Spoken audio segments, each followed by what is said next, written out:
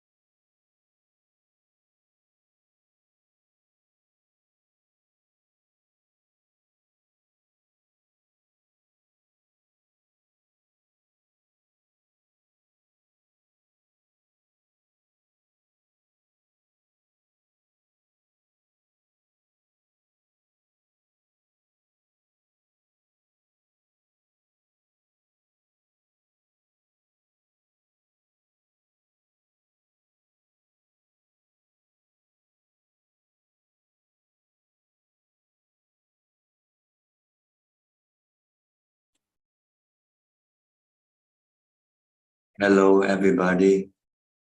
Welcome to another Dhamma meeting where we will discuss the Buddhist practices of charity, morality, and meditation.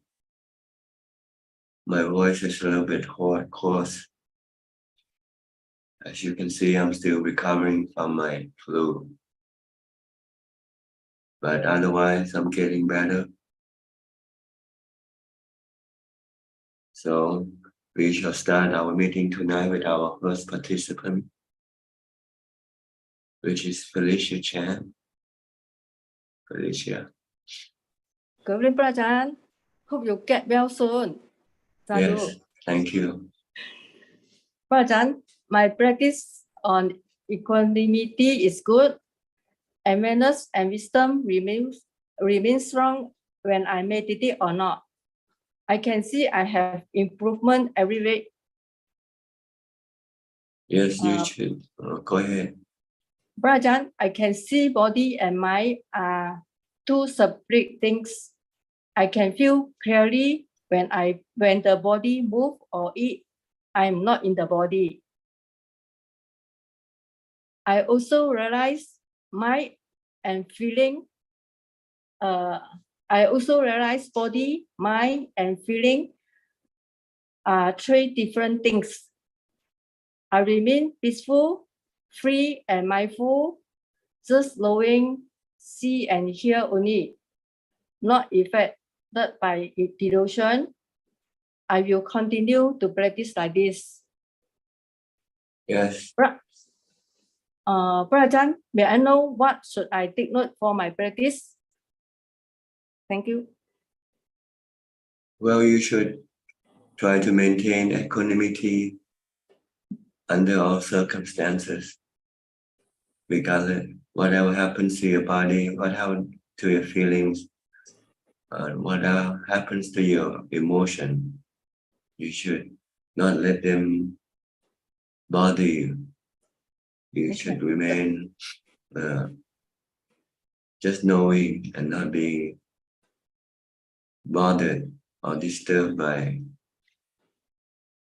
what they come out there. You have to see them as anicca, anatta, something you cannot control all the time. Sometimes you can control, sometimes you cannot. When you cannot, like right now, my body is sick. I cannot control it. But The mind should not be disturbed by the sickness of the body. Noted. Thank you, Ajaan. Noted. Okay, good. Mm. Really, Anumodana. thank you. Really, from Indonesia. Good evening, Ajaan. Today I don't have any questions. Thank you. Okay, Professor Ken from Switzerland. How are you? Good afternoon, Ajaan. I'm fine, thank you.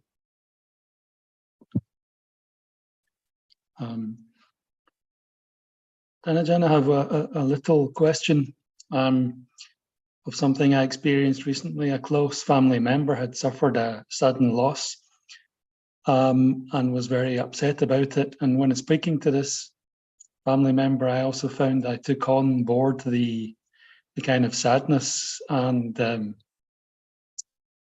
sorrow that he was experiencing, like a strong empathy feeling. Whereas if it was somebody not close to me, I would be relatively neutral.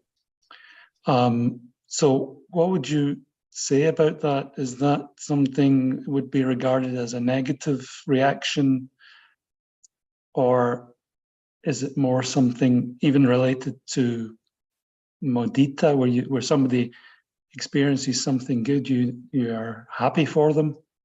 It seems to be the opposite. Someone's sad and I feel sad for them as well. Mm-hmm. Well, actually, you should have equanimity, regarding to everything that you come into contact with. Everything happens and they're not under your control. To become sad or happy doesn't change things. So the best thing is to know them for what they are and let them be. But if you have to comfort them or whatever, you can always use, compassion or loving kindness. But inside your mind, you should have equanimity. Okay. But with your action with other people, you still want to comfort them, make them feel good, or whatever you can. So there are two separate things here. One is to look after your mind first. And the best position for your mind is to remain in equanimity with every situation. But as far as your reaction to other people, you can use loving kindness or compassion or mudita, then you use them. But if you find that it's not possible to use them, then you just remain silent. Yeah, I did find compassion was immediate as well, although I was suddenly influenced. I was able to help, so it was okay. Yes, but all your reaction should be based on equanimity. Yeah. Okay. If not, then you become sad with them, like you just mentioned. Yeah. You lost your equanimity, and that's because you don't see them as the natural phenomenon, anatta, no self in them. Okay. We just put a label on each body of us, and then we have information regarding this body, who this person is, what relationship is this person to you, and then you have this attachment to this label and information. And then we have to look on the absolute scale. We have to look at just like natural phenomena. Like a tree, the body is like a tree, really. It's made from the 4 elements, and one day it will return to the 4 elements. No matter what you do, you cannot stop this process of rising and ceasing, or birth and death. So this is what you want to teach your mind, so that your mind doesn't become overwhelmed by with things around you. The problem is we get lost in the label. We forgot to look at the absolute picture. That all bodies are just a composition of the 4 elements. And one day those 4 elements will separate, go their separate ways. Dust to dust, water to water, wind to wind, fire to fire. So this is what you want to teach your mind, because your conventional information takes precedence or take over your absolute information. If you have the absolute information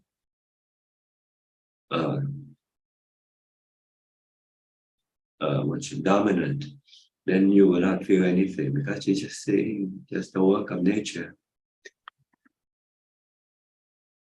Things form and things deform, or things come and go, rise and cease. Yeah. So you have to teach your mind to look at everything like the work of nature. So then you say, what can you do, right? You cannot stop nature.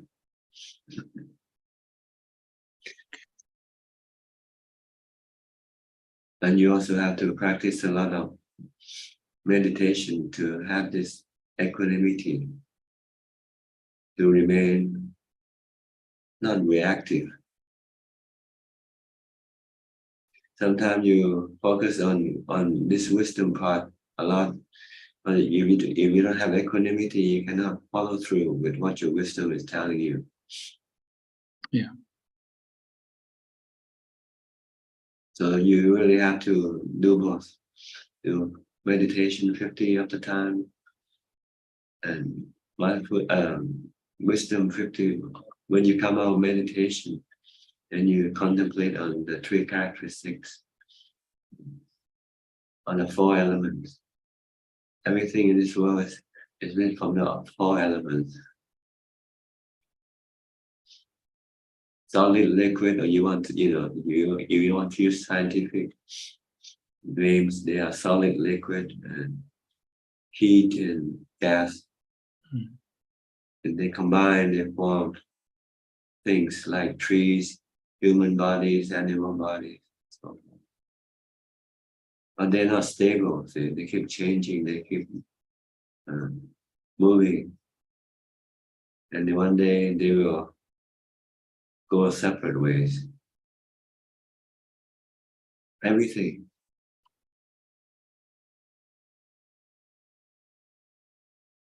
But in order to be able to apply this knowledge, you have to have equanimity to support your mind. So you have to practice. First, if you haven't got any equanimity, and you should concentrate more on mindfulness and meditation. Once you can have equanimity, then when you come out, then you can then move from mindfulness to contemplation of the truth of the 3 characteristics of existence. And it alternating with going back into meditation after your mind seem to have lost your equanimity, then you go back and do more meditation. But if you haven't yet got any equanimity, then your first primary goal is to get to equanimity first. Because without equanimity, you cannot apply wisdom. Your mind will not be able to accept the truth, because the defilement is still very strong inside the mind without equanimity.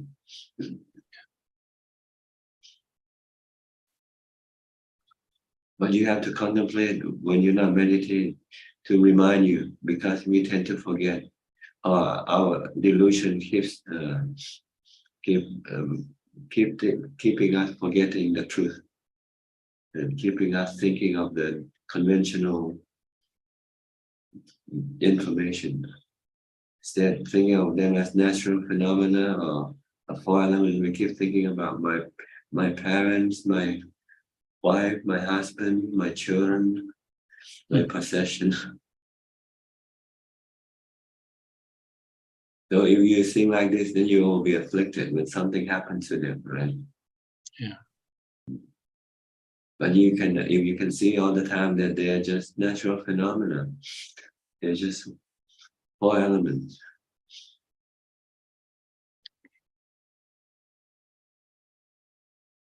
That's the purpose of contemplation, to do it so it becomes second nature to you. Whenever you see things, you see them as four elements, work of nature. Mhm. Not brother, sister, not friends and relatives and so forth. But you also have this conventional information behind, but you don't let it come in the forefront, you know. You more or less have to have both, really. Yeah. Because if you only have the absolute information, then you might treat everybody like dirt. You forget that they are human. Yeah. They live in the conventional world. We also live with them in the conventional world. But it's just that we have extra knowledge of the world that we live in that they don't have.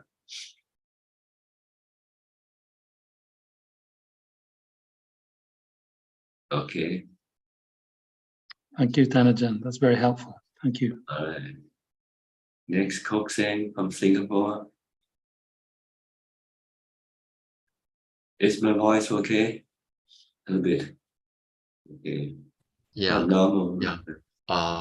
Yes. Good evening, Project. Yeah. Your voice sounds very different. So yeah, I was a bit surprised. Yeah. So I don't know whether, yeah, I think yeah, whether to proceed with asking. Hope that Ajaan, you can recover early. Yeah.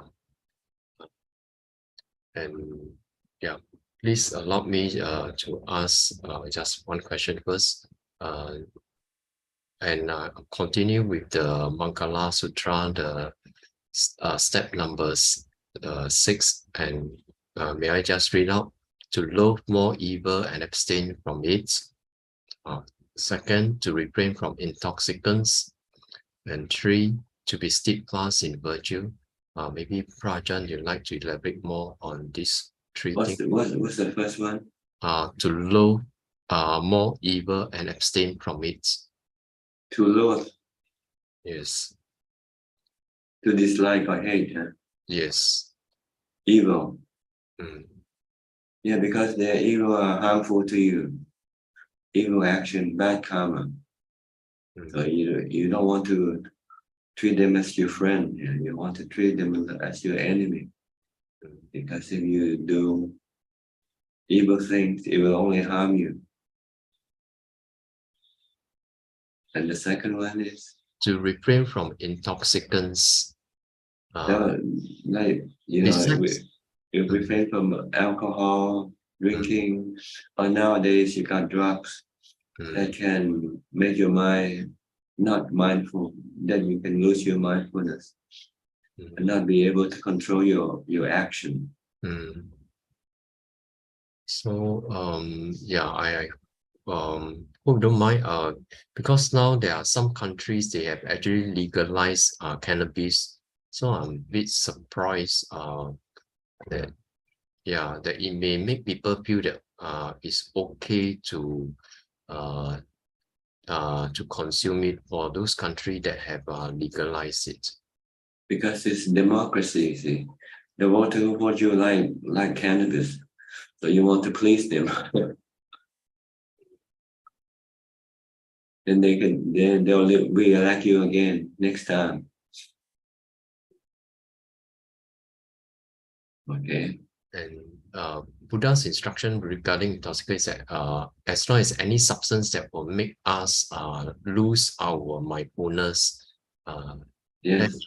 Lose control of your action, your body, speech, and mind. action. Okay. Like when you get drunk, when you drive, you are not in full control of your automobile. Okay. And the third one, steadfast in virtue. Keeping the sila, virtue is the sila. The steadfast in keeping the sila. Yeah, I think 5 precepts. okay, I think that's all for now. Okay. Thank you, Prajna.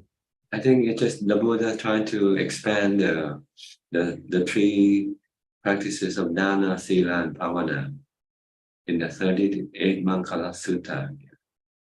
He expanded a little more in details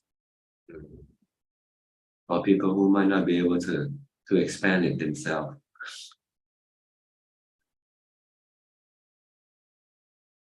So he was talking about keeping the Sila, the 5 precepts.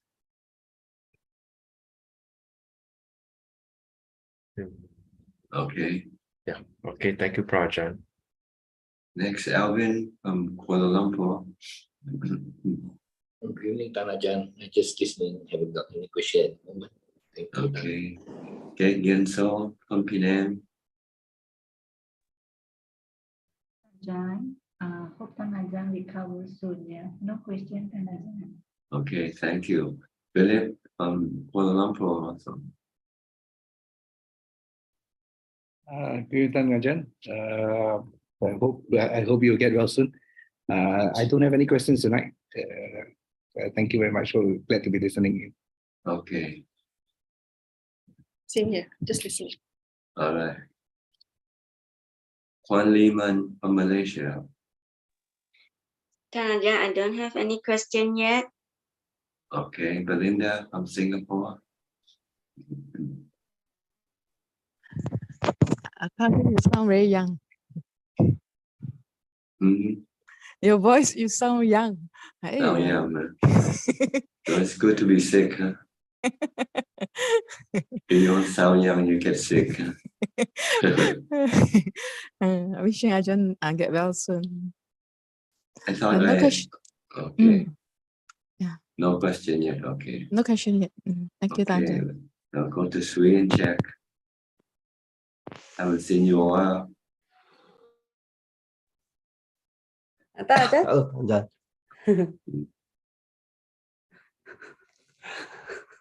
Where were you? Just resting? Busy? We went to Vietnam, Ajahn. Oh, really? I haven't seen my parents since the 2018. I went to visit my parents. You're from Vietnam originally. No. We are from Malaysia, I see. but they want to visit Vietnam, so we travel there to visit them. I see. Okay. Yeah. Yeah. I love the part about the conventional and the absolute truth, Ajahn, that you just expounded just now. And yeah, first time I heard that, Ajahn, about like having the you have the absolute truth all the time, Ajahn, and then the conventional truth is behind, a little bit behind, so that you won't just not just the absolute truth, right, Ajahn? Mm-hmm.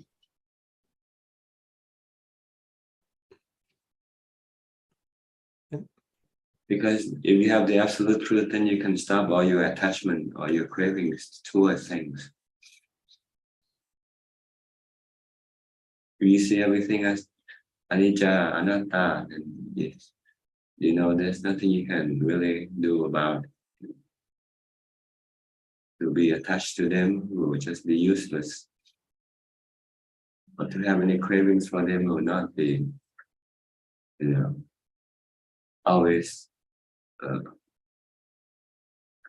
You will not always get what you pray for, because nature is something that you cannot control.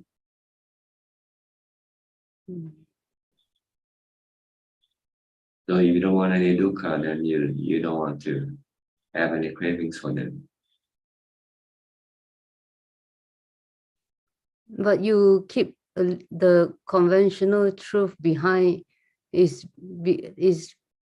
for like practical reason, like Well, yeah, when you deal with people, then they don't see themselves as the absolute truth. They see themselves as a conventional truth.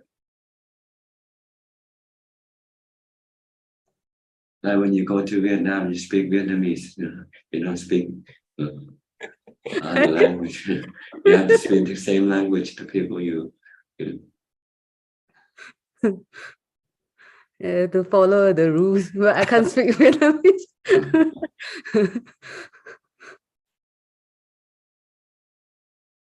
But I understand what you mean. The absolute truth is more for yourself, to let go, to have no attachment or cravings toward anything.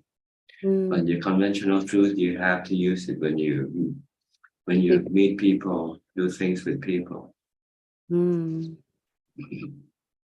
Like Ajaan still like have so much compassion to us, and you still have so much commitment to the Dharma, like come to teach us even though you're not yours, you have the flu. Thank you, Ajaan. Okay, anything sweet? Yeah, Ajaan, just have a question. Do you know what's the reason behind like some that established the school, like Puru school?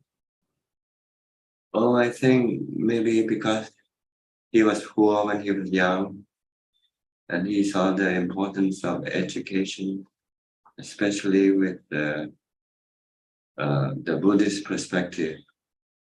And he sees the school nowadays in Thailand has gone more international and less religious. So he saw the effect of how young children have lost the basic Buddhist knowledge, like being grateful to their parents, like being respectful to the elders, and like keeping the 5 precepts and things like this. So they don't teach in Thai school anymore. Not like before. We still have this Buddhist teaching in Thai school, but since the world become more global, and the trend is to separate religion from the secular.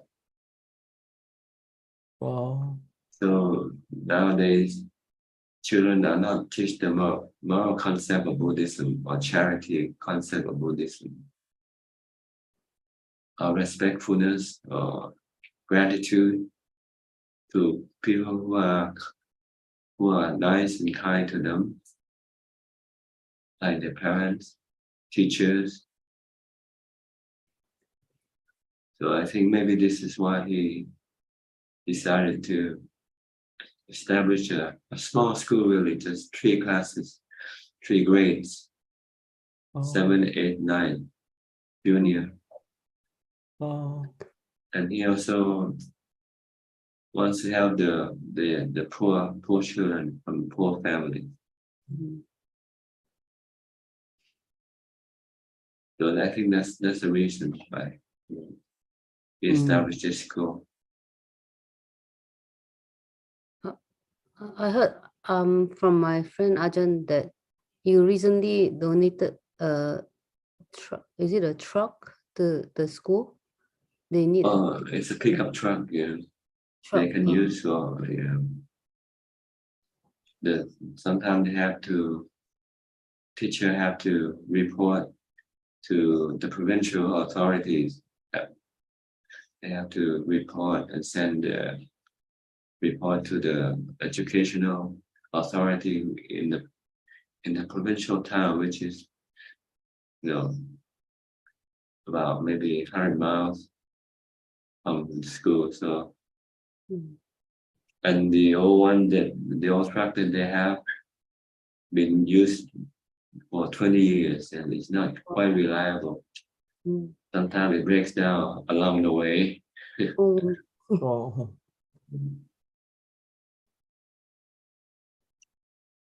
So I just want to facilitate the teachers that they can do their work fully. Yeah. Thank you, Ajahn, for telling us about the school. Okay. Yeah, thank you, Ajahn. Thank you. All right.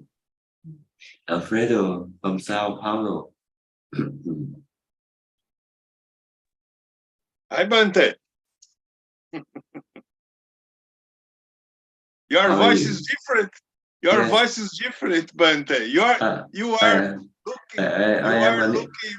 I am Anicca. I am Anatta. He's looking for a machine. He's looking for Jana, Bante. No emotions in your voice. Yeah. No I emotion. don't.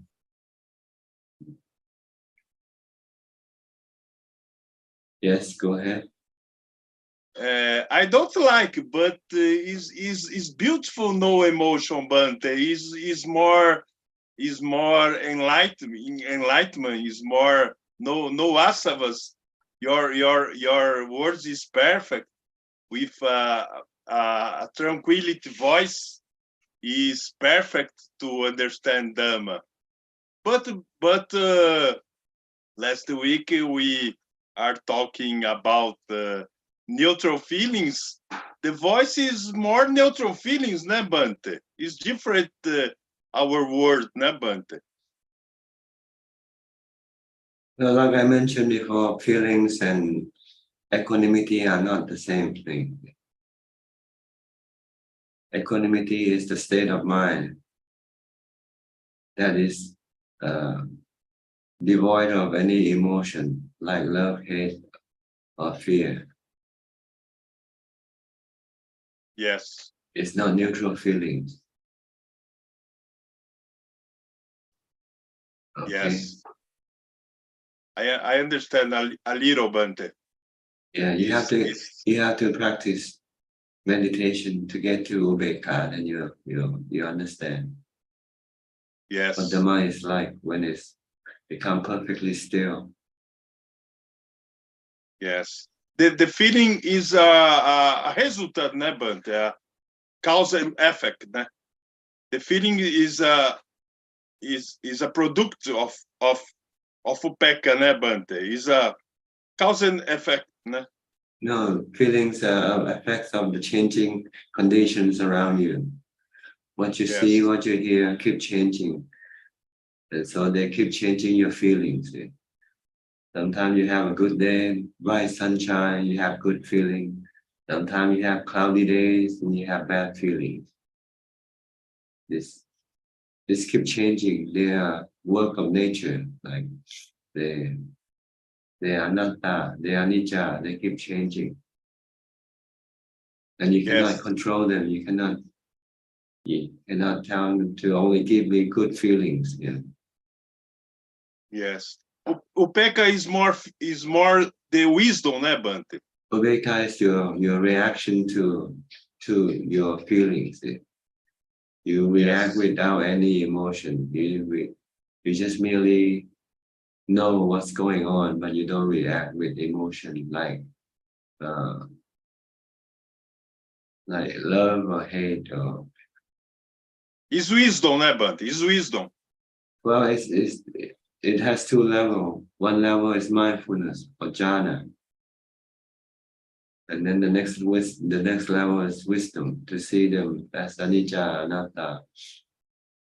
Yes. Bante, I broke my cocks. You broke your cart. What happened? Yes. I ride in swimming pool. I see. I take my my cintura, my quadril in floor and broken. Broken your what? Broke your what? My coccyx. Or your bottoms? Yes, coccyx. Coccyx is the in the quadril. Coccyx. It's also seen on. It's difficult to sit. I see. I don't sit now. Oh, when I not sit when I stand up is okay. When I sit, pain. It becomes painful. Yes, when sit, only when sit. Coccyx is a bound of quadril of my cinture. The name is coccyx. Okay. CEO X. COX, Cox. Yeah, coccyx. Yes, is a difficult part of body. Is it backbone? The backbone? Yes. When year to okay. It's difficult. Yeah, takes time. Yes, it's difficult place to fix it. But it's okay. Only. When you sit, so you don't sit, you lay down. Yes, it's impossible not sit, Nebante. Now I'm sit, but the doctors say to me when I have pain, not force, Nebante, not have pain. Okay. It's good to stand up or lie down. Yeah, to meditate is bad for me, Nebante. I like to meditate sit. Now I meditate stand or lie down, and lie down is difficult, but we sleep, Nebante. Yeah, it's a little difficult. When you lie down, it's comfortable, so you lose mindfulness very easily. Yes. Okay, and I hope you get well soon. Oh yes, Bante.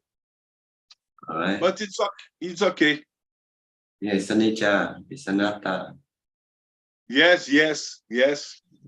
I don't stop do my things, Bante. If pen, normal pen, I do my things. I not rest. Okay. Because it will be worse if you don't do anything. Yeah, if I rest 1 year to the same. Is not coccyx is difficult place. Yeah. But it's okay. Okay. Good luck to you. Okay, thanks for the explanation about wisdom and upeka. Okay. I confund upeka with feelings. With upeka is bad feelings or good feelings or neutral feelings. And upeka is more wisdom, né? But upeka is more height. It's more height, né? Yeah. Excuse me. Okay, next, Pia and Indira from Toronto. Hi, Bante. I can hear your voice. Looks like you got laryngitis, most likely viral. So maybe the resting the voice might be good thing at this stage. Maybe I don't want to ask too many questions today. Okay. Leave it to Indy. Yes, Bante. Please take good care of yourself, and thank you so much for coming today. So that seeing you itself is a huge blessing. Thank you. Okay, no comment, no question today. I have a few questions, but I don't want to tire you. Don't worry, it's okay. Okay. So when you talk about equanimity, I think it's a kind of a that too is a perception. I guess it's not emptiness yet. It's approximate to state of emptiness, but it's not there yet. But it's a kind of a when the mind becomes fully satisfied, fully fed, with the rapture of jhanas, rapture of bliss, mind, like after having a good meal, like soon after you feel that's it, like feel just, you don't react anymore, you don't need anymore, just like satisfied, that's it. Contentment, So, contentment. Yeah, fully. Is that the kind of a perception you kind of I mean, that's the best way to, it's hard to describe it, I believe. Yes, but it's contentment, really. Yeah. Is contentment. You feel full, you feel satisfied, you feel you don't need anything. So the jhana is actually feeding the mind, because the mind is still with contentment, but only temporarily. Temporary. After you come out, your defilement start working again. Your cravings start to work, and so you feel you need something. Yeah, hungry again. So Bhante, the other question, like a very quick one, is now we talk about absolute truth. I think we touched this last time. I asked question before, how to be in that absolute is very hard, because we live in the conventional world. Also, people can get angry and annoyed when you talk about convention, like the absolute truth, to a person who has little wisdom. For example, so it could be a wrong speech, and that case, for example, it is true, but it's not beneficial, and also is not timely.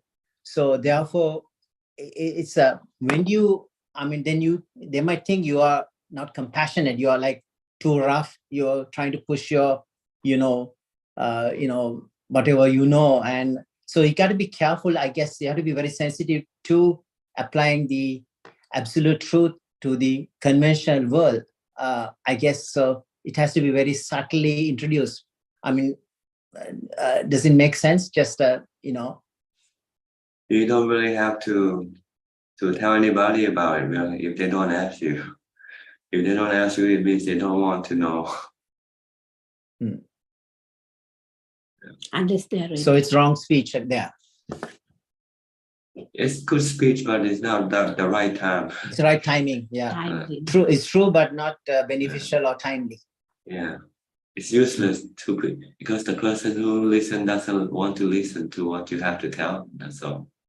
Yeah, they might think you are crazy. Yeah. They might want you to talk about the stock market or what to invest in. Golf or something. Yeah. Yeah. So we have a. I mean, so it's a Kalyana Mitra is the only one. I guess is there. If you pick a Kalyana Mitra, that's okay, because he's interested in Dhamma. He's the one who wants to progress in the path. But other than that, it's very difficult to have a conversation about. So you have to still in a way you are living in a delusion, like you're feeding. You talk about, say, somebody talks about game of golf or something like that. So you carry on with it. It's like inside your heart, it's a waste of time, but you just have to carry on with it because you live in the conventional world. But the absolute truth is something, it's a perception of the feeling of playing golf. And if they are rejoicing on whatever a thought or a label they had before, like a perception, right? But you can't really tell them off. So you still have to carry on with it.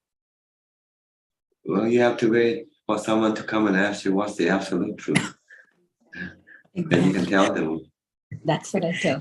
And you don't have to, right? You know it, you just can be with it. Like, it. That's all you need to know, right? It's a wisdom that takes you there through equanimity, I guess. You don't need to share if it's not necessary, right? I guess. We share to those who want to be shared. That's right. And also it's like giving money to somebody who doesn't want it. What you do with the money? You put it back in your pocket. Right? Yes, that is true. That is true. And it can be like they can get irritated and get angry too. Like maybe it can happen. Like I've done this before. I've stopped doing it anymore because. That's one of the tendency of Buddhists. When they start to learn something different, they want to share it with other people. Yeah. Not even knowing whether the other people want to listen to it. Yeah, exactly. You or not.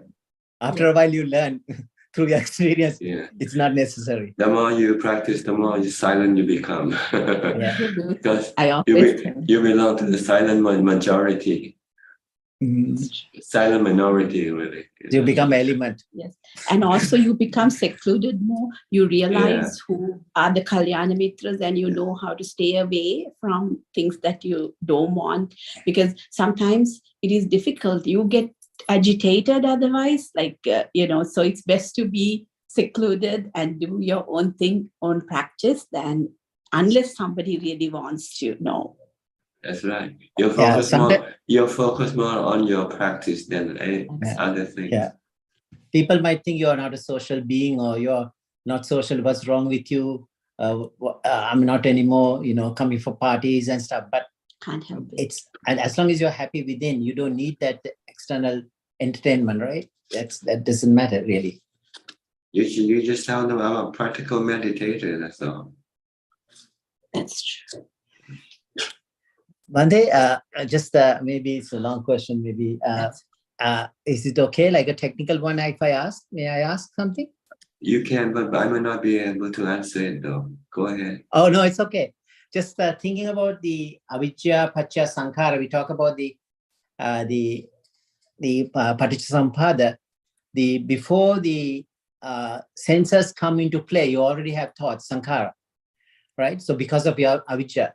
So I think it's something we call in science, we call it predictive, error prediction. The senses does not have direct access to the brain. Brain does not have direct access to the senses. So the mind has to predict error for survival. Say if you see a piece of wood, you think it's a snake, but mind is already making thoughts before even you perception of that piece. Then we go see it, whether it's moving or not, or it's not a snake. So it's interesting how the science too is now saying already thoughts are there. So these could be asravas, which like perceived memories from the past, which is popping and helping, or in a negative or positive way. These are the memory prediction for the mind to react and the senses to pick up and go on with the whatever the papanya you make. Does it make sense? The astros, maybe this is changing what we are really seeing. Like it's coloring the real perception through the senses. Well, as far as the process is concerned, is avijja really mean delusion. And with delusion directing your thought will go after things that is harmful to you, but what you think is good for you. So the mind will tell the thought to think about sensual objects, because they find that when you have sensual objects, you have pleasure, you have happiness. So the mind then go to the body, because you need the body to be able to access the sensual objects. So from sankhara, you go to vijnana. The vijnana is a connector between the mind and the body. Okay. And then when there's connecting, then the mind will be able to receive or perceive the 5 sensual objects when they come into contact with the 5 sensual organs. Okay. And when they are contact, there will be feelings, good feeling or bad feeling or neutral feeling.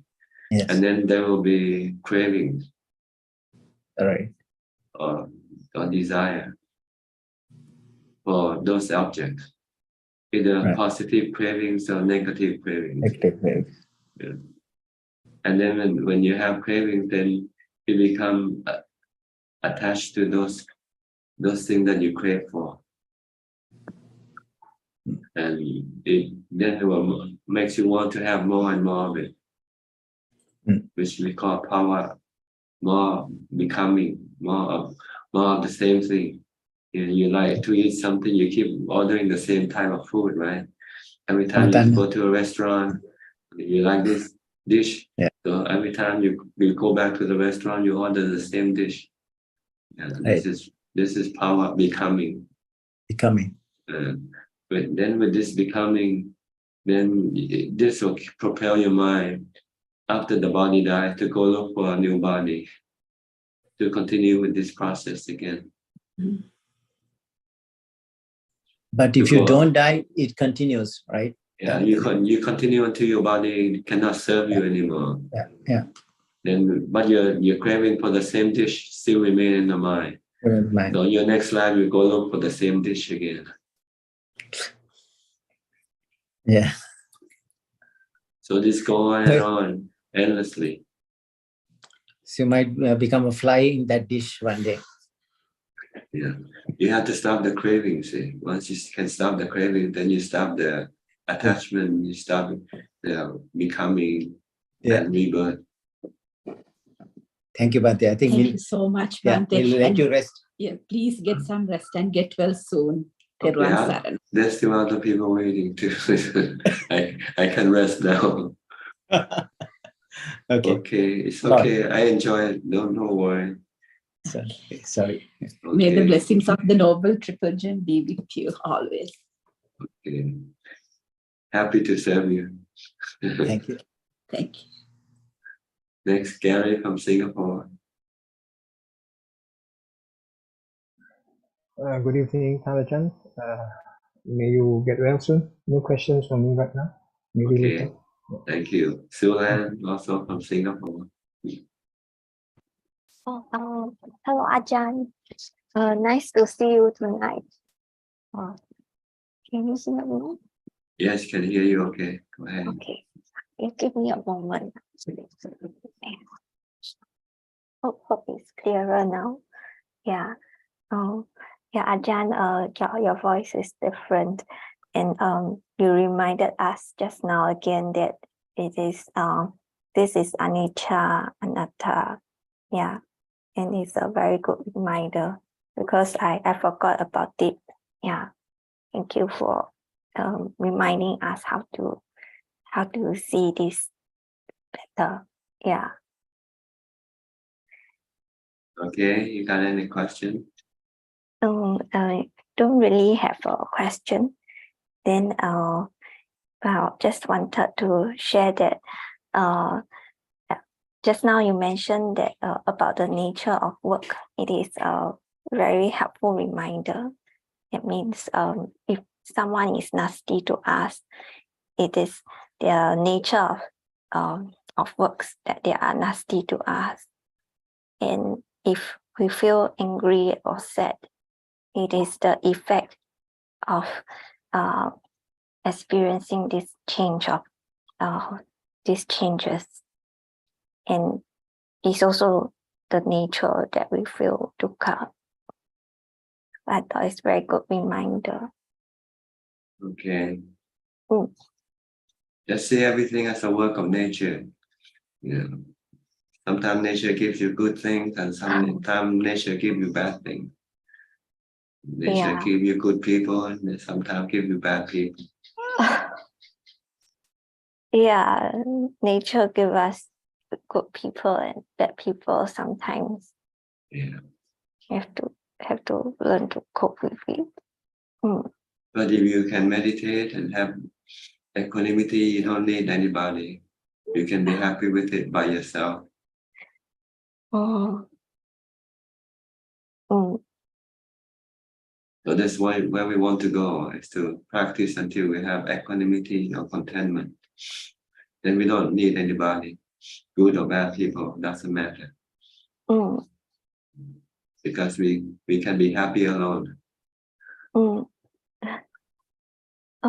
This is a powerful statement. I should write it down somewhere because somehow I still my heart still clinging on that I need to have someone to be happy, and it's not a good thought to have. Yeah. Okay. So it's a good reminder. All right. Yeah. I'll go to next person. Thank you, Okay. Ajaan. Next, Okay. Kun Tipawan from Idaho.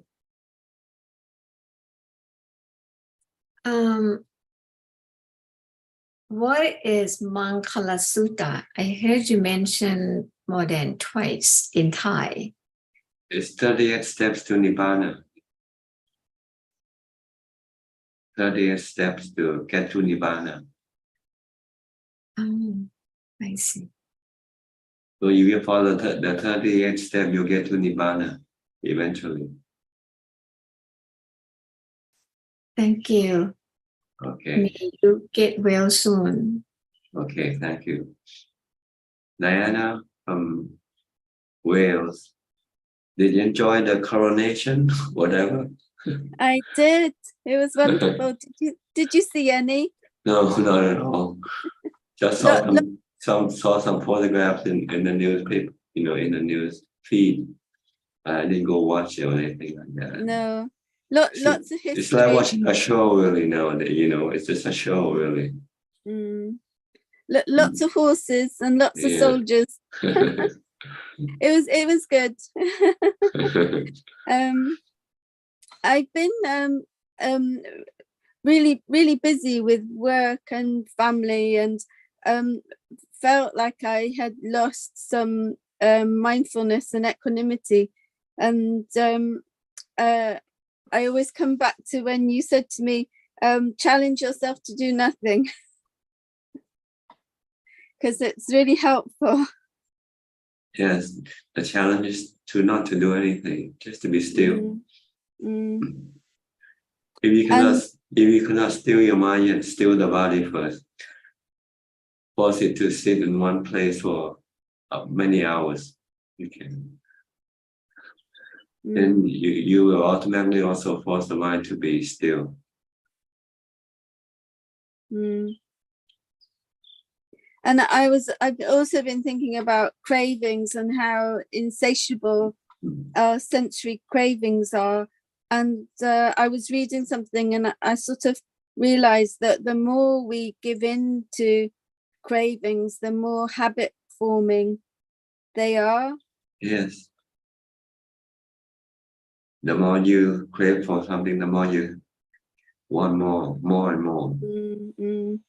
The Buddha said the cravings have no limit. No. The Buddha said the ocean, regardless how big they are, they still have shores. But with craving, there's no limit, no shores.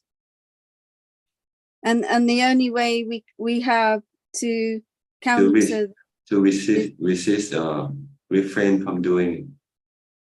And develop mindfulness and equanimity. Yeah, to have contentment.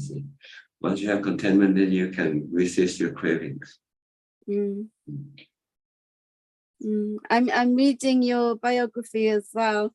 So I'm at the beginning when you spent the year at home before you took your vows. Ordination, yes. Yes. So I was fortunate to discover that my problem is my cravings. So I know my enemy from the start. Yes. And when I read the Four Noble Truths, I said, okay, the Buddha said exactly this. Your craving is your problem. Not anybody. Yes. Yes. Yeah, it comes from inside. I hope you are better soon, Ajaan. It's up to nature, really. If nature wants me to be better, I'll be better. If it doesn't want me to be better, I will be better. But I can take it both anyway, because I have no choice. With nature, you have no choice, right? No. Okay. So don't worry. Just keep calm and have equanimity, and then everything will pass. Good or bad things come and go. But your mind rests in peace and contentment. That's all you want. That's the safest place for the mind to be. Because nothing can touch the mind once you have equanimity or contentment. Mm. Okay. Yes, it makes life a lot easier to be happy. Yeah, it's so simple, but we just don't like it. We like something complex to make us happy. We need to have this and that. We have to have lots of things to keep us happy. But in fact, you don't need anything to keep you happy. Mm. The less you have, the happier you'll become. Yeah, they are all burdens. Yeah. When you have it, they become part of your possession. Then you become attached to them. You worry about them. And when you have nothing, then there's nothing to worry about. Mm. Mm. Mm. Thank you. Okay. Next, Apalachita from Dubai. Good evening, Ajaan. And of course, I do wish that, yes, nature heals you soon. So I hope you get better soon. Just a thought came to me, like often, like, a good relative of mine, and she's very, I know why she's like that, because she had a very difficult childhood. And yet she kind of is harsh in her speech and very aggressive. So she's making bad karma, but she's not really aware of it. So that's for so many people, which is kind of sad. That's delusions. They think they're doing great things for themselves when they're really hurting themselves without knowing it. Yeah, and it's like, then it's kind of sad because at some point you understand why they're like that, but there is no real, like, okay, we are all here, at least we've got a glimpse of the Dhamma, which is possible. But there are many people like that. You have to look at them as a work of nature, then it's okay. Okay. And trust that one day they'll figure it out. Maybe one day maybe in the next 500 million lifetime or something. Okay. Right. Yeah, I guess. Or maybe one day they might run into the Buddha, and maybe the Buddha will say some word and that can wake them up from the delusion. Yeah. Well, that's magical then. And the story of Angulimala. Yeah. Angulimala, you heard the story. He Yes. thought in order to be great, you have to kill 1,000 people. But when he finally met the Buddha said, you're killing the wrong object. The object that you should be killing is your defilement. Yeah. And then he got the message right away. Yeah. So he stopped going after people to make himself great. He go after his own greed, hate, and delusion, his own defilements. So in short time, he become enlightened. So sometimes for people like this, they might have to run into a Buddha. Right. Otherwise, they'll continue on their delusional path, on and on, on and on. Yeah. Yeah. But let's not worry too much about other people. Okay. Worry about True. ourselves. True. Yeah. Yeah. Thank you. Okay. Yeah. Celia from Peru, right? Lima, Peru, yes. Hi, Prajan. Really nice to see you. And many thanks for being with us despite that you're a little bit unwell. I don't have any questions right now. Okay, good. I'm getting better. So, Oh, that's good. next to go to Suchart in Pennsylvania.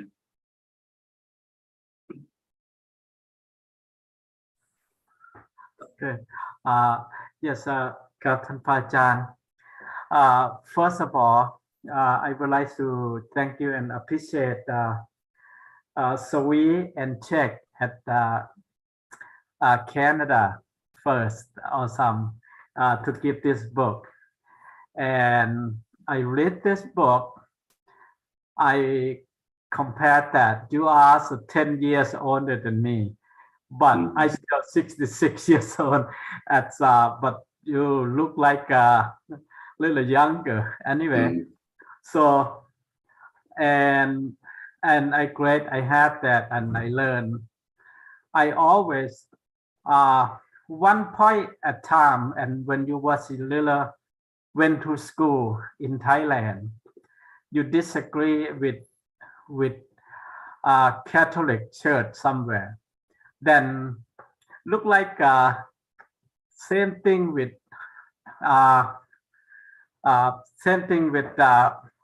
like Addison to so they can get out of school. And also Tesla disagree with Edison also about that. So in the meanwhile, I try to mention that is from that beginning until now. So I start and learn until I said, that's what beginning the person who know what to do from very, very basic about this. So I try to say, and I try to mean it that said, it's anything not make sense. Like you first, I think it's 15 years old about then the book said. Then 15 years old is something not make sense. You will not you will not get along with. So I read this and I thinking about that all the time. I read all of this, but some of them I can remember, but not all yet. So I would like to say in my mind, and I also thinking while I'm asleep, I try to get meditation and try to calm me down. Like you said, the body, or you cannot control, and also all of my kid, you cannot. It's not all yours. It's not. That's what you told me. It's not. You cannot control. You not own them. So it's make me calm down a lot of this. So I would like to say it again and return to you and what we call a homework. So that's what I enjoy. You let go of your attachment to your children. Right. So thank you again. I used to study about all of kind of physics, like all this, but the happiness is in heart. So thank you again. So that's all for today. Thank you so much. Okay, you're welcome. Julia from Sweden.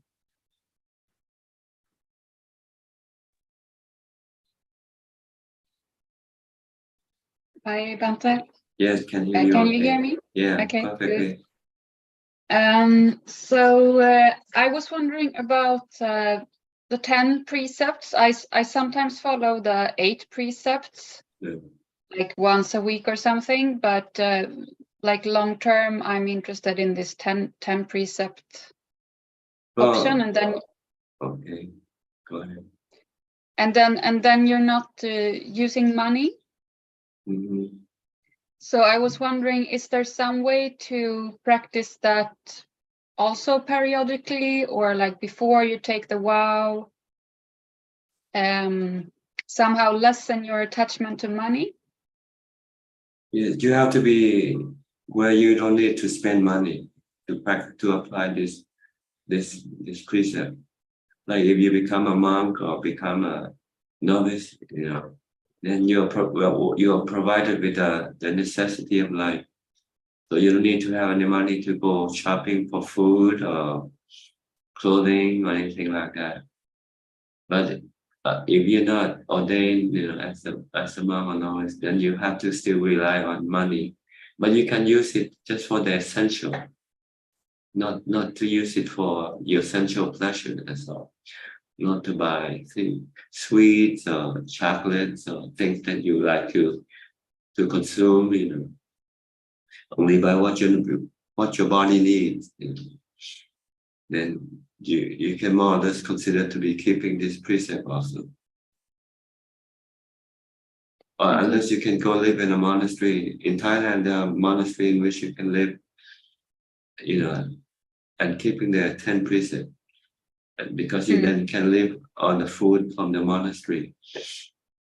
Then there will be no expenses for you. There's no reason for you to have money.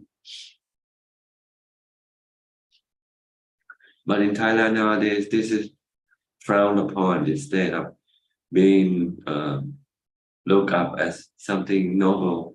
People think that you're becoming what you call like a leech, on the monastery, eating from the monastery, but they don't see the true meaning of not having money, not spending money and living off whatever is given to you. Because it can be looked at the other way. Sometimes you have people who are lazy to work and they say, "Oh, I go live in the monastery and get free food and things like that." And this is how in Thailand people will look at people like that, and they just going to eat from the monastery.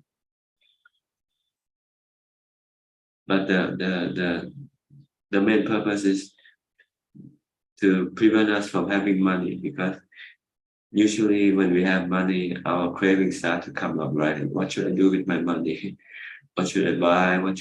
Where should I go? And all sorts of things, which can be harmful to your practice. But if you have no money, then you don't know where to go, because you can't go anywhere because you don't have the money to take you there or buy anything. So this will help to curb your cravings.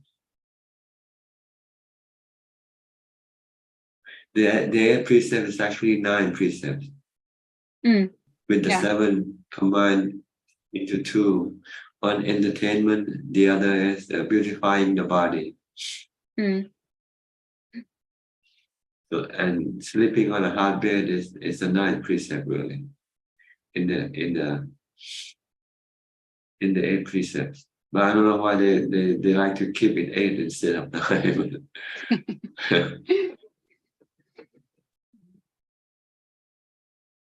You can try it if you want. Say, today I'm not going to spend any money, not shopping online or do anything like that. Or buy only things what your body needs, and not what your craving needs. Buy it out of necessity, not buy out of cravings. This will help you. This will help you save a lot of money. So when you don't spend much money, then you don't have to work much to earn money. Then you have more time for your practice.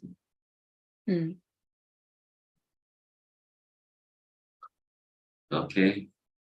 Okay, I need to leave right now, but thanks a lot to everyone for having me. Thank you. All right. Okay. Join us again next time. I will. Okay. Christine Coy from Penang. Good evening, Ajaan.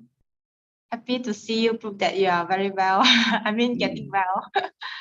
Yeah, actually, a few days ago, I saw a YouTuber and a Facebook. They used to introduce food, a YouTuber. So at night, I saw him post a page. Then the next day, the news came out. He died very fast. Like it's out of my mind. Like oh, how come a person can die so easily? Or it's due to heart attack? Just like Lord Buddha said, Anicang, every breath it counts.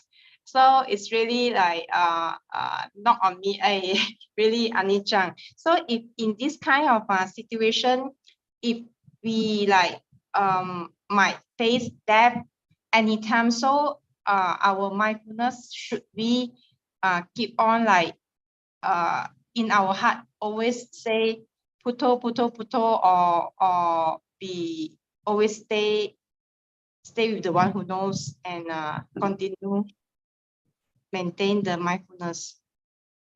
Yes, the contemplation of death can help stimulate your practice. Instead of being lazy, when you think about you can go anytime, then you say you cannot just take it easy anymore. You have to put in as much time for your practice as possible. Because you can go anywhere, maybe tonight or tomorrow. Then when you die, you will lose the best opportunity of your life. Because it's not easy to come across the Buddhism, to be born human and come across Buddhism. Your next human life there might not be Buddhism existing in that world anymore. So this is the best opportunity to do the practice. So why waste your time on other things? Other things can give you temporary happiness, but practice can give you permanent happiness. So if anytime happen to us, we might die anytime. So if the moment come, we still just stay at mindful and always like.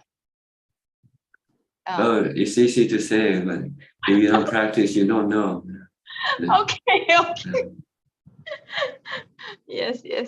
If you keep practicing, then you know what happened when you die. If you can stay calm or not, you'll find out.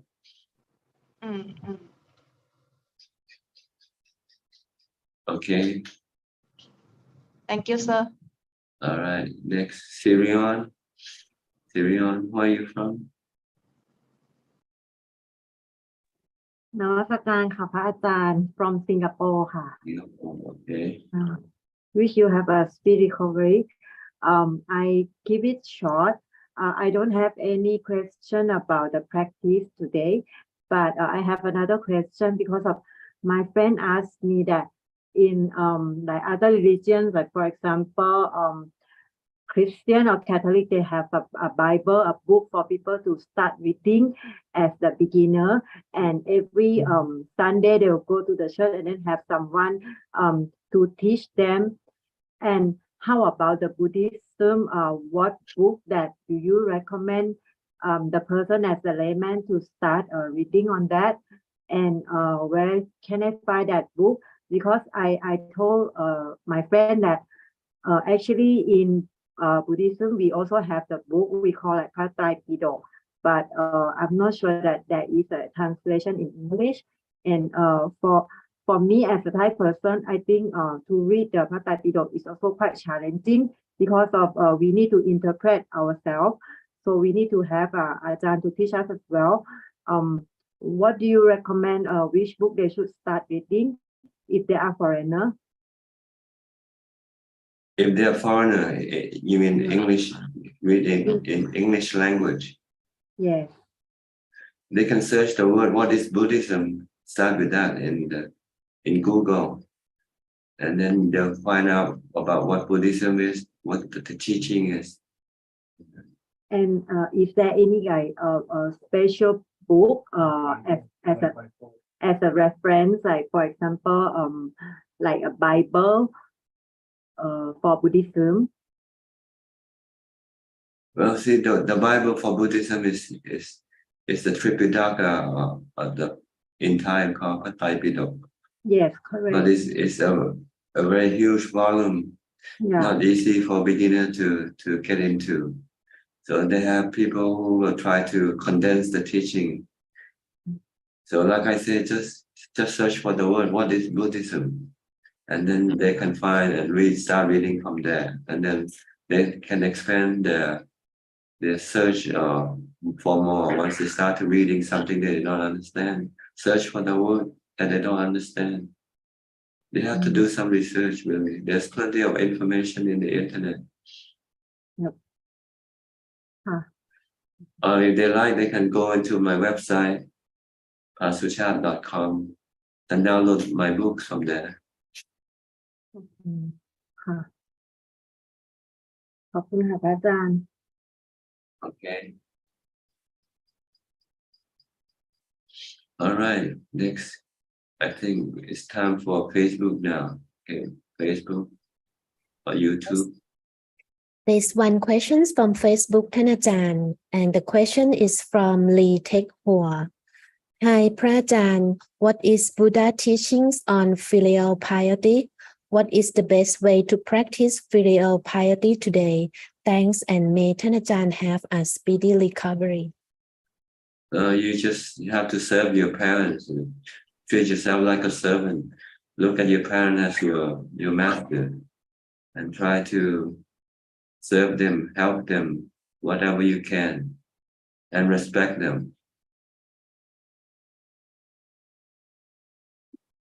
That's all, Thanajan. That's all. Okay.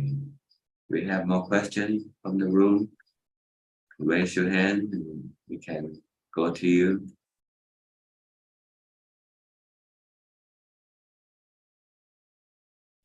Okay, Diana.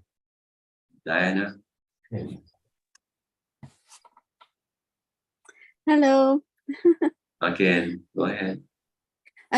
I was going to ask you last week about the realm of demigods. I don't really understand that realm. I just wondered if you had anything to help me on that one.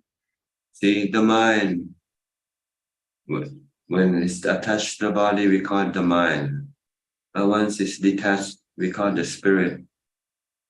And they have good spirit and bad spirit due to the good or bad karma performed by the mind during when the mind is still alive.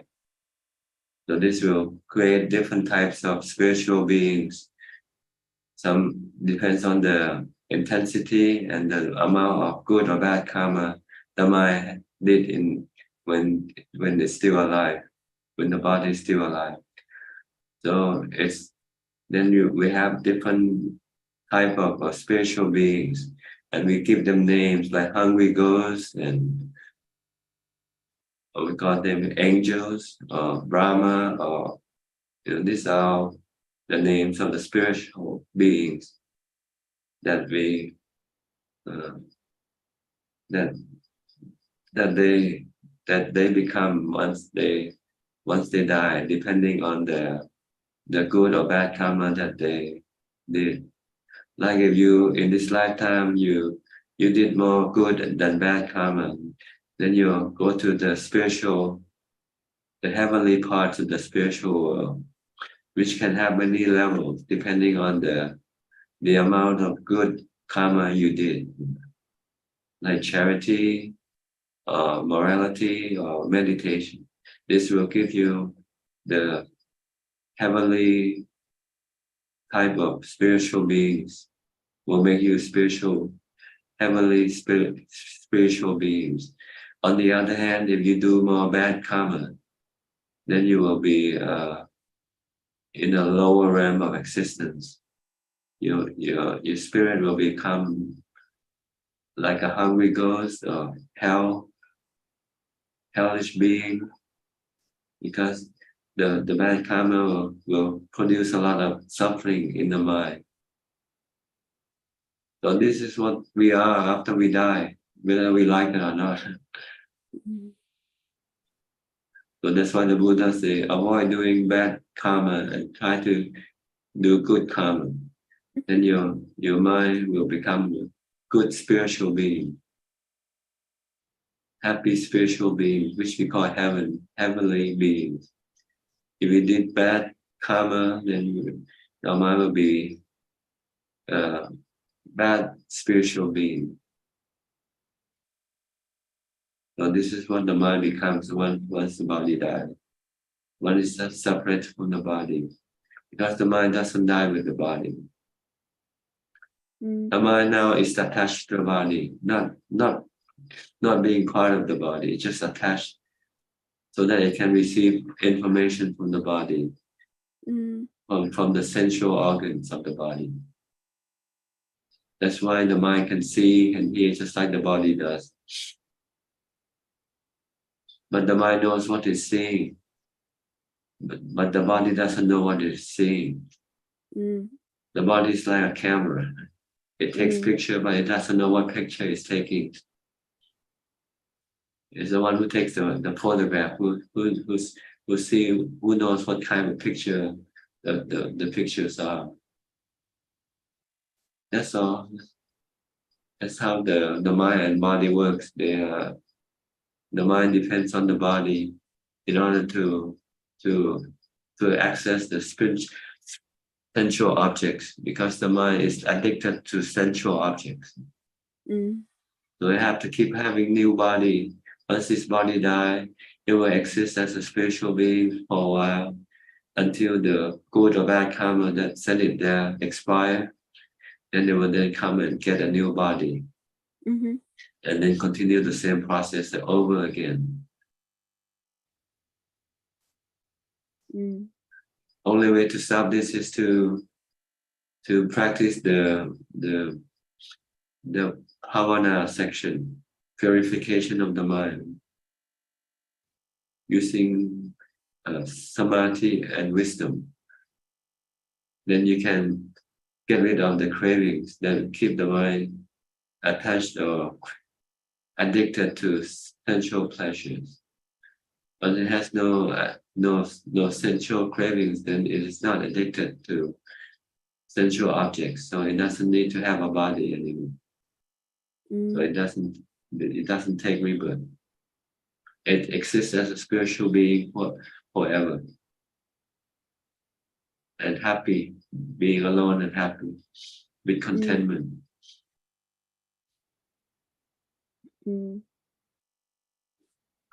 Thank you. Okay. It sounds scary, but it's not really scary. It's the best. It's the best position to be in. I understand. I feel I understand, like hungry ghosts, when we just keep wanting things. Yeah. Yeah. You're becoming hungry ghost. Hungry ghost already. Can't stop eating. Can't stop wanting. I just wasn't sure about the demigod realm. I didn't really understand the concept. I'm not sure either, because the word demi, what does the word demi define? It's like smaller gods. Yes. Yeah. Okay, they might be the happy gods, but they're on the lower scale of existence. Not like the Brahma or the Devas. These are more higher spiritual. More. Yeah. Yes, maybe. Yes, that makes sense. That's all. It's all the mind, the spiritual being that we become, depending on our good and bad karma. Yes, it's good to think about. This is why we're gonna be when there's no body. You can already have a taste of the spiritual world when you go to sleep. When you go to sleep, the body dies temporarily, right? You cannot use the body to access the sensual objects. So the mind has to rely on the good or bad karma. No cravings when we sleep. You have cravings. So you need to have what we call the sensual objects, the mental sensual objects, not the physical one. The ones that you maintain in your memories. That's why you dream, like you dream of having a good meal or going to places. You still have cravings. Yes. But you cannot control this dream because it's under control of your good or bad karma. If you have good dreams, it means you have more good karma than bad karma. If you have bad dreams, it means you have more bad karma than good karma. Right now, you're still alive, you can do something about it. If you think you have more bad karma now, you should try to do less bad karma and do more good karma.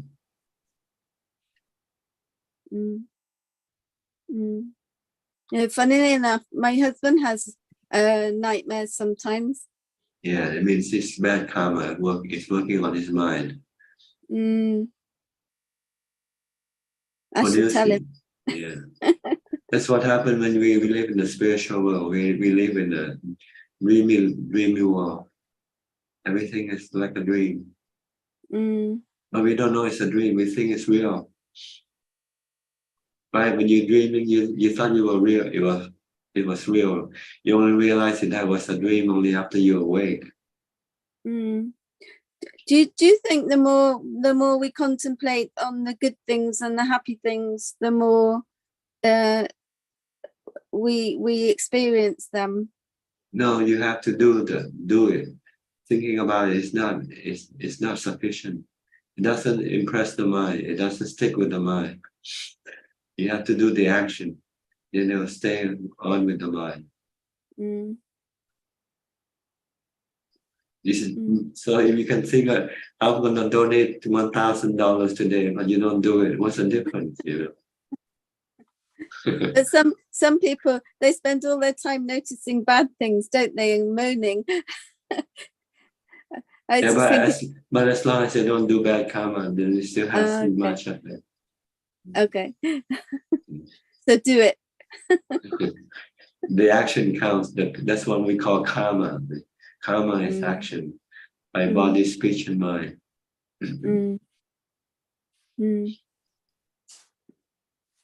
Okay. Thank you. All right.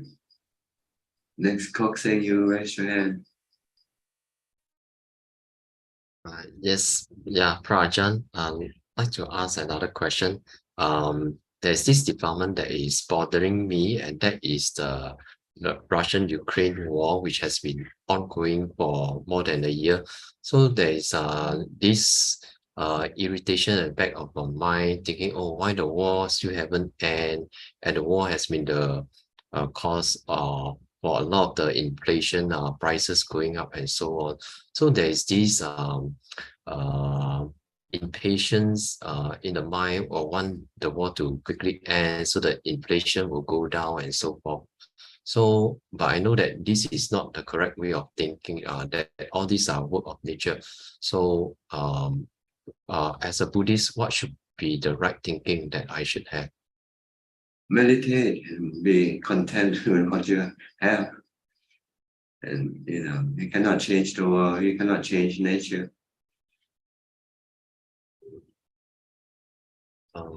Sorry, Ajaan, when you say meditate, are you referring to the contemplation meditation? Mindfulness, both really. First mindfulness meditation, then after that you use contemplation meditation to teach the mind that everything that exists in this world is just a work of nature, something you cannot interfere or change. Then your mind will become peaceful and accepting as they are. Right now, your mind doesn't want to accept things. Your mind wants to change things, right? You want to change the world. Can you stop the war? No. Okay. So you become stressful, restless, and agitated. When you can see that this is the work of nature, there's nothing you can do about it, then you let go. Say, okay, let it be. It's like a storm. You don't like the storm, but it happens. You cannot stop the storm. One day the storm will run itself out. No worries. We have First World War, we have Second World War, and we have all kinds of wars. After this war, there'll be another war somewhere else. This is the work of nature, created by the defilement. Really, these are created by our defilements, our craving. Okay, I will try to contemplate along this line. Okay. Thank you, Ajaan. Anybody else? Okay, check.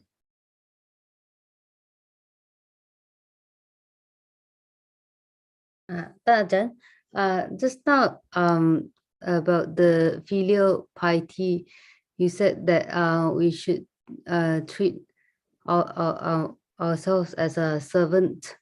But I've also heard that you talked about treating ourselves as the earth, like anybody can step on us to lower our ego.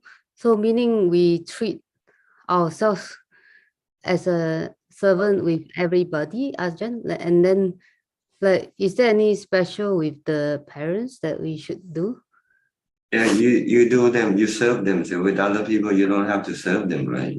You just change your attitude of being somebody great to become somebody down to earth, like earth. So whatever people think or say of you, you don't get hurt. You don't get angry. But as far as your parent is concerned, you have to serve them. You have to look after them. Treat them well. You should not live better than your parents. That's basically what we should. Okay. And respect them also. Oh, that's what you mean. It's like with other people, we do. Oh, we don't have to. We just change the attitude. Change the attitude. Oh. But with our parents, we have to. Besides the attitude, we also have to put it into action. Okay. Thank you for the clarification, Ajahn. Thank you. Did you feel pity when you met your parents? You end up quarreling with your parents? Never. I try. I try very hard. I'm very. I think. I think I'm good as a daughter.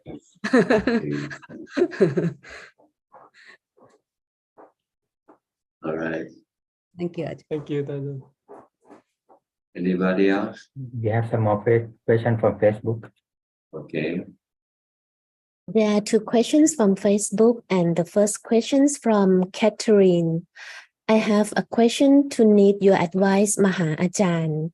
I have a Dhamma friend who follow me to Mahindama temple in Penang to observe precepts on Ubosatha Day. She's been following me twice, and I feel that she didn't realize observe precept and instead concentrate more on her phone. And when during eating time, there's regulations to follow, like some spoon used for cooked vegetable and not for eating rice, but she did what she wished and ignored it. And when I refer back to the regulations of the temple, she get mad at me. So from this, I stop her from going the next coming Ubosatha Day. May I know, am I doing on my action side correctly? I feel and see myself, she's not interested in learning the path at all. I told her I'm not going to take any responsibility on her behavior. And also her attitude has been disturbing me also. She will not take any advice from anyone. Please advise me because I need to improve myself too. Thank you. Well, if you cannot teach her, then you just have to stop and leave her alone. And next questions from Meta Vandana about the bad dreams. I have been having some bad dreams, but in the dream, I hear myself saying Dhammang Saranang Kachami over and over. It happens 3 times already. Can Ajahn comment on that? Well, it means you have some ways of dealing with your bad experiences. Whenever you run into bad experiences, you might keep reciting Buddho, Dhammo, Sangho or something. So that also appears in your dream. That's all,ท่านอาจารย์ Okay.